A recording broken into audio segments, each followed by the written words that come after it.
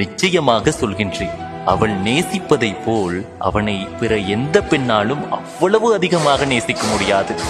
எத்தனையோ காயங்கள், எத்தனையோ கண்ணீர்களை அவன் அவளுக்கு பரிசளித்த போதும் கூட அவனை பிரிந்ததாக இல்லை. ஏன், அவளின் அன்பை அவன் ஏற்றுக்கொள்ளாத போதும் கூட இன்னமும் அவள் நேசிக்கின்றாளே. என்னதான் எவர்தான் எவ்வளவு சொன்னாலும் கூட அவனை மறந்து, அவனை பிரிந்து, ஏன் அவனை நினைக்காமல் ஒரு நொடி கூட இருந்ததே இல்லையே. அவளினுடைய அன்பும் அவளினுடைய நேசமும் இந்த ஜென்மத்தில் அவனுக்காக மட்டும் என்று நினைத்திருக்கிறார்.